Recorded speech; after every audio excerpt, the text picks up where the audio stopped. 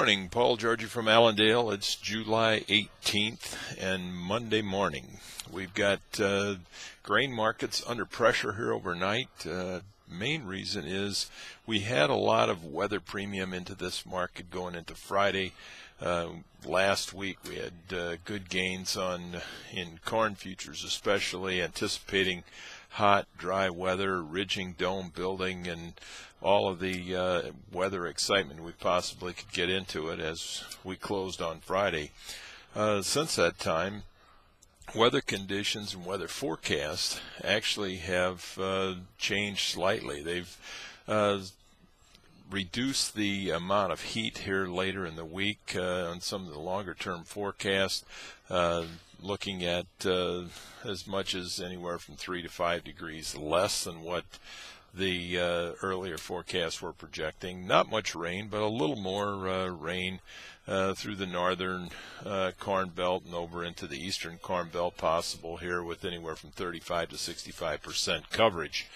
We also had effects from the outside markets. The attitude in the Eurozone, concern over the Spain debt, over the Greece debt again, over the ability of Germany and France to support the whole Eurozone problems is causing confidence issues there and giving us some strength in the U.S. dollar, and also causing some demand issues regarding the energies, and especially crude oil. Also, the problems that we're having here in the U.S., there's been a lot of talk over the weekend in news programs about this debt ceiling crisis that we are getting close to, and potential default on August 2nd. That is causing some attitude problems amongst investors and a lack of confidence of taking on more risks. So we're seeing a risk-off type day across the commodity sectors here. The energy market, the soft market, the cotton, sugar are all lower, and grains, of course, are lower overnight, mainly because of the risk-off type attitude that traders taken here this morning. There's also talk that the IEA will discuss the possibility of releasing some more of the reserve crude oil stocks. That is causing some pressure into the crude market as well. We had the Commitment of Traders report out on Friday afternoon, and as of last Tuesday, funds had increased their long positions in corn 25,250 contracts, in soybeans 22,694 contracts, and in wheat they increased their long positions by 5,591, which actually reduced the net short position in wheat down to 9,700 contracts.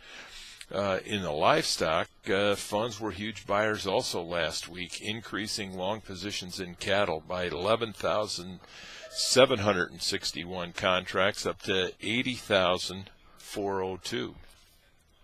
Other news in the cattle, we had cutout values lower. Choice was down 87. We had Select down 225 on Friday. Of course, the cash market was under a lot of pressure on Thursday and Friday. We traded at 111 in the South on Thursday, and then came back and traded 110 on Friday. So Packers got their way this week, and we'll have to see where we go, if we can find some stability in these markets this week as far as demand.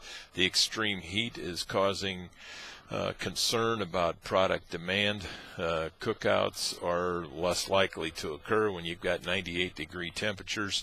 So that type of temperature, these dog days of summer that we've got, usually mean less demand.